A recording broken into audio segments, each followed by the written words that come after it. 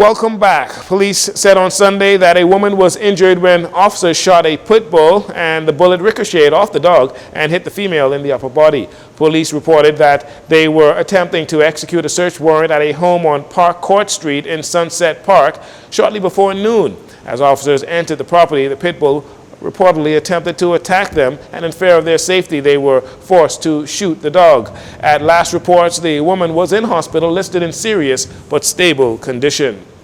In news from the crime front, police making significant arrests while taking illegal firearms along with ammunition and dangerous drugs off the streets of the capital. A 31-year-old male, a 17-year-old male, and an American male are in custody, arrested in separate incidents.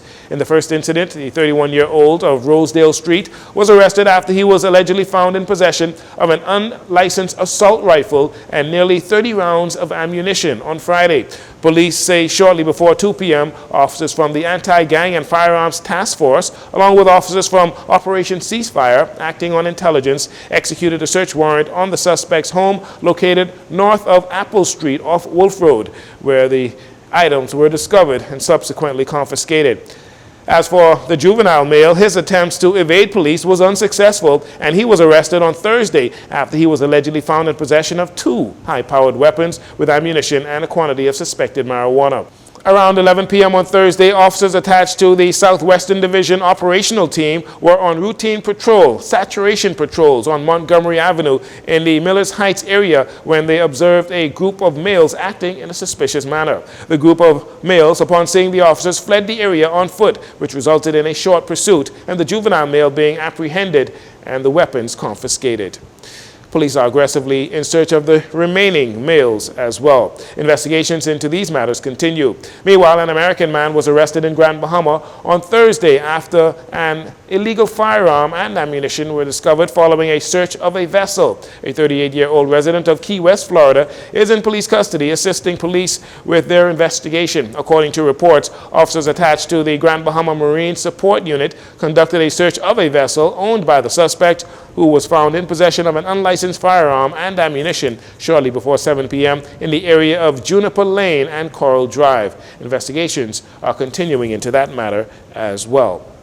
The 2023 Atlantic hurricane season got off to a quick start on the opening day, in fact, of the season with the formation of a tropical depression number 2 in the Gulf of Mexico, which later developed into the first named storm of the season, Tropical Storm Arlene, on Friday, June 2nd. Arlene eventually dissipated on Sunday, June 4th. Disaster risk management and officials at the Department of Meteorology said the quick start to the 2023 Atlantic hurricane season should be a reminder to Bahamians everywhere who haven't already completed their hurricane preparations to get those preparations completed and don't delay any further.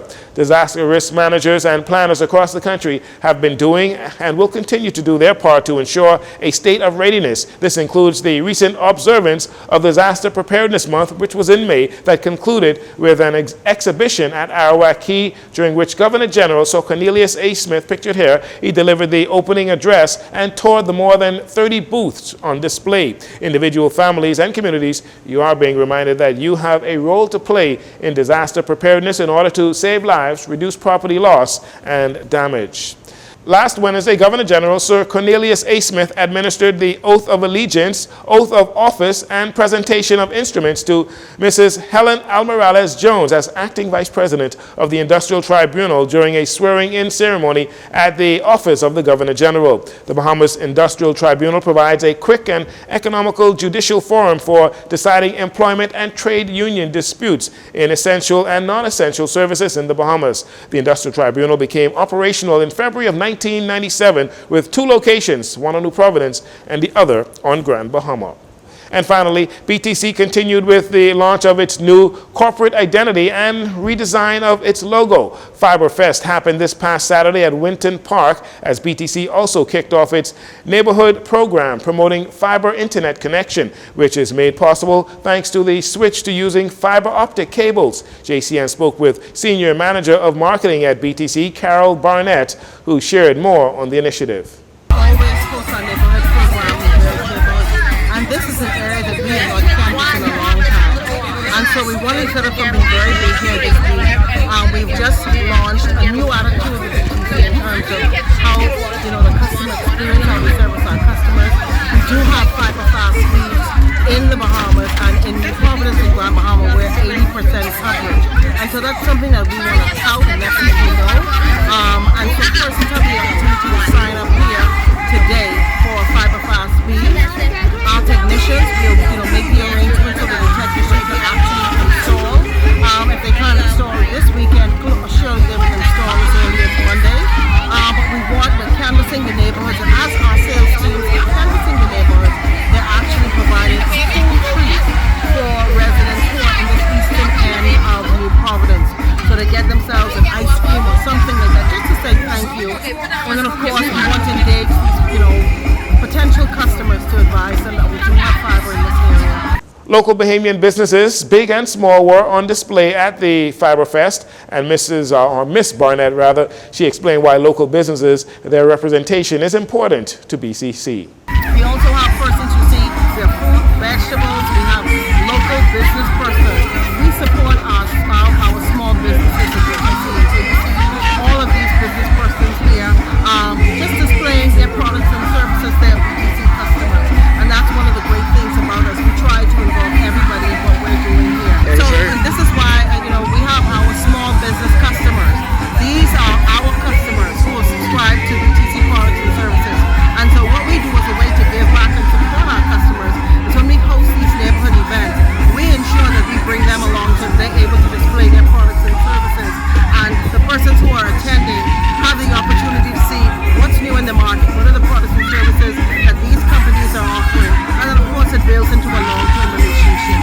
And so that's what we do at BTC. We support small businesses, we support behavior. BTC also provided their own services where guests were able to schedule an appointment to switch to fiber internet. Jamal Fernanda, who works as part of BTC's door-to-door sales team, spoke about the new BTC services being displayed at the festival. This is the table right here. We got Dylan right there. This is one of our top performers.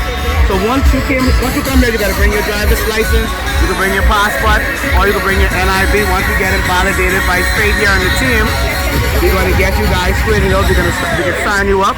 It's a free sign up, it's a free installation. We also have a $30 deposit. So once that is paid, we can get you guys scheduled in probably about 48 to maybe, I'll say about 72 hours. And we'll have you guys rocking and rolling. So things are really booming, and it's still a little early in the day.